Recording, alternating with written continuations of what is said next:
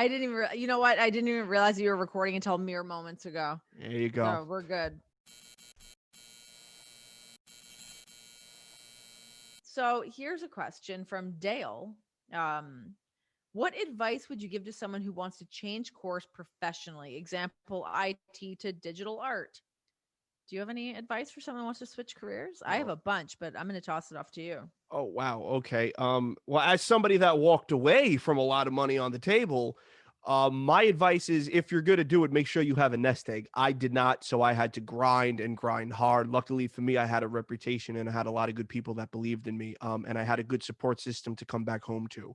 If you don't have that, then my suggestion to you is make it your secondary, where you work, you do your 9 to 5, and then when you come home, you work your 5 to 11 or your 5 to midnight, and then once that starts to make you money, then you can leave your 9 to 5 that probably has all like the 401k and this, that, and the third. So my advice would be do both until the other one starts to take off. In my advice, yeah, I mean, I agree with that in the sense of like have that side hustle and fulfill that dream and scratch that itch. If you keep coming back to the same thing of like I really want to go be doing this, you really want to go be working doing more digital art than working in IT. If that's your case, uh the problem is if you don't do it, you have to find a way to do it. It has to be the thing that fuels you, is that passion.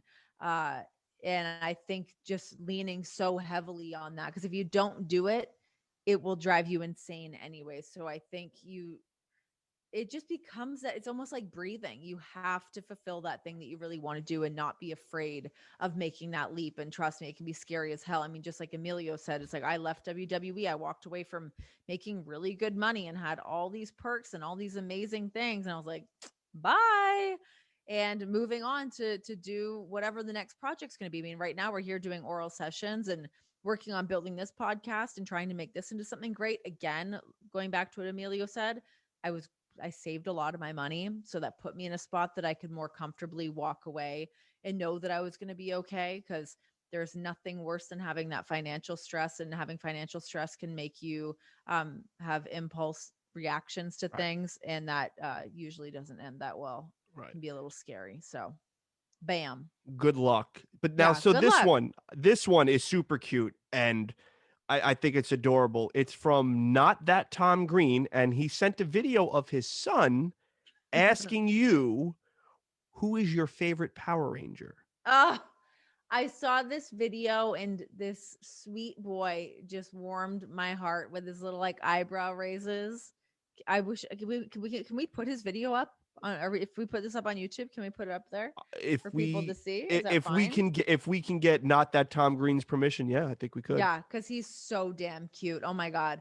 Okay, so my favorite Power Ranger would, of course, be the Pink Ranger. I believe her name was Kimberly. I used to be obsessed with the Pink Ranger when I was a kid because I was also a gymnast. So when she could do all the backflips and do all that, I was like, oh, I'm gonna be her. I'm gonna be the Pink Ranger. So anytime we would do like our little like Power Ranger play in the backyard deal, I was always Pink Ranger. So Nice. That's a she's good my one. girl. She's my girl. What about you? Do you have a favorite Power Mine Ranger? was the green because I liked just Tommy, but the fun thing was Tommy was a hunk. he was a hunk, Jason Mhm. David Frank, and he did the karate better than Jason, and he had the long hair. And at the time, I wasn't allowed to grow long hair, so I Oh, you wanted. wait. Why were you not allowed to have long hair? Is this what's happened? You're rebelling. I've rebelled since 2013, where it's just like that's it. I'm just gonna grow the hair. Okay. But yeah, no, I just wasn't allowed to have it just because like where I went to school or whatever, it was like you got to have like short hair. But also at the same time too, it was like the culture dictated like high tight skin fades and Keep it tight and right. tight Yeah. and right. You know what I mean? Very very New York Staten Island haircuts at the time. So I was mesmerized. I was like, Please post some throwback photos of these. Please. I can't picture you with anything but long hair. my eyebrows were so like just edgy too. You're gonna open up a Pandora's box, Rizzy. You know that right now. Oh my God. I know. That's why I'm like, there's so many things when you're talking. I'm like, wait, I know. I need to know about this. What about this? Okay. So it was Anyway. the Green Ranger, but I was also mesmerized with the Dragon Dagger as a kid. It would be the thing that Tommy would use as the Green Ranger to summon the Dragon Zord. Oh, okay, And I okay. liked the fact at first that he was a bad guy fighting against the Power Rangers because Lord Zed created this coin, this Power Ranger himself, and then he like battled that and became a good guy. So I was all in on the conflict of good and evil, but I was like, all right, Well, Tommy that Oliver. makes the best baby face ultimately, right? You got And to then have those he conflicts. and then he became like the subsequent leader of the Power Rangers. I always really loved the sound when the putties were there. I loved the putty sound, like they made these like wag. Love the putties. Also, side note, to not that Tom Green, I actually worked with the Tom Green one time, and I did a music video for him when I was like 20.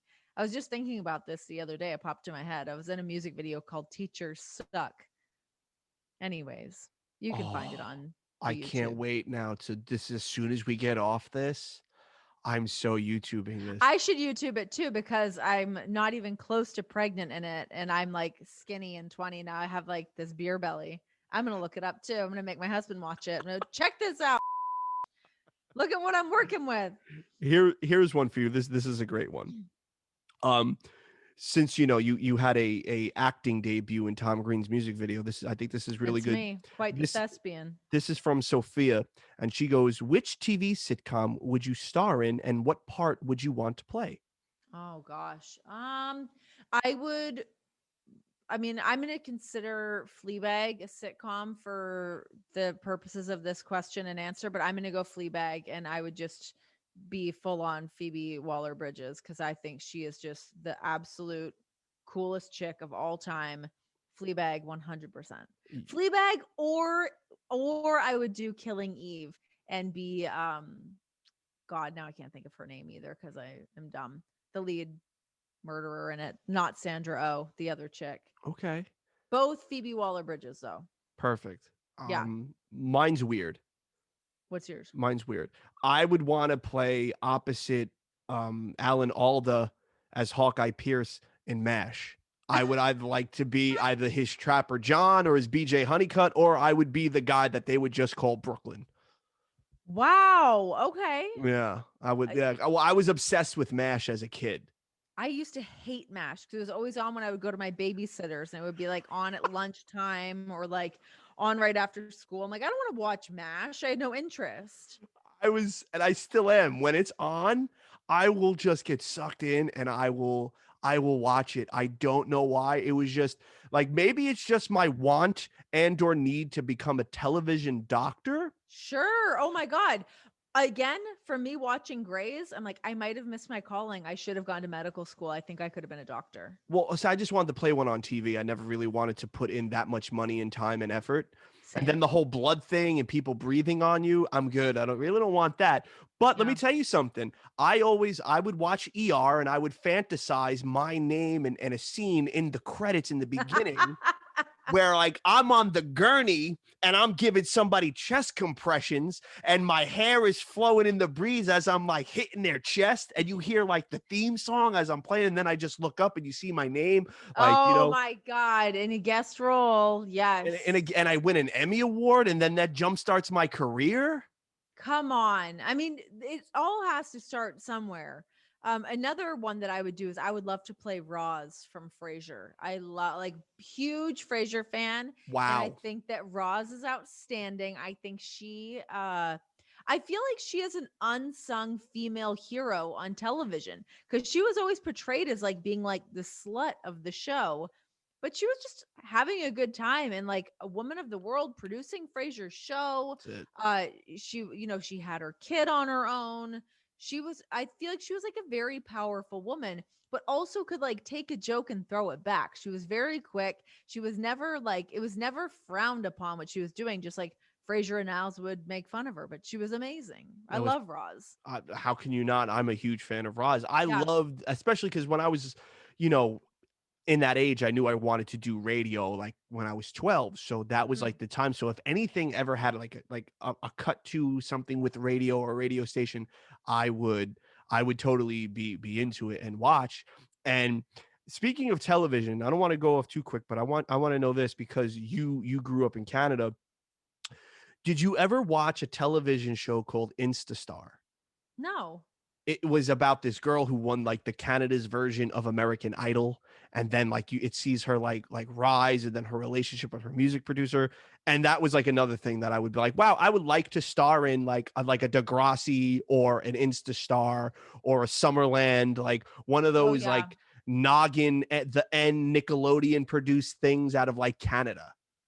So, I mean, the Canadian shows that are like that are really great. We had another one too called Breaker High that was just like a cheesy, it was like high school students on like a cruise ship. Ryan Right. Gosling was on it. Oh, another Yeah, good looking bastard. what a handsome man. Um yeah, and you know what? A show that required like some like a little song and dance I would be into. I would love to like live out my dreams of getting to be like a singer songwriter. So if I could do that like as an actor, that would be great. Now, Like NASA. what about like dramatic roles if you had to do one? Would you have been in Edgemont? No. If I had to do dramatic stuff, uh God.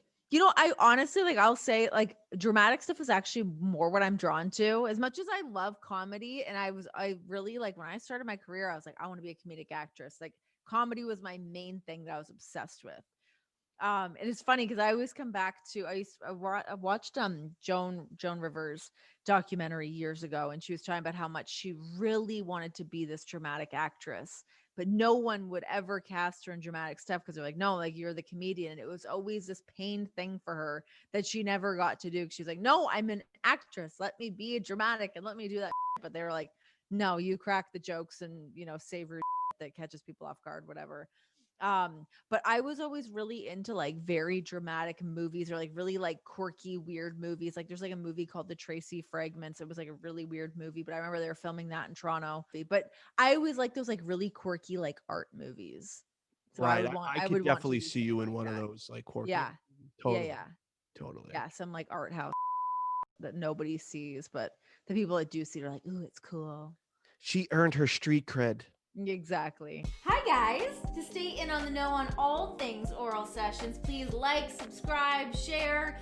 Pass off the word to your mother, your father, a friend, a grandfather, a grandmother, somebody at the grocery store, whoever you want. Keep spreading the good word. Please help to support your girl and subscribe. Just hit the button. Just hit the button and subscribe to Oral Sessions.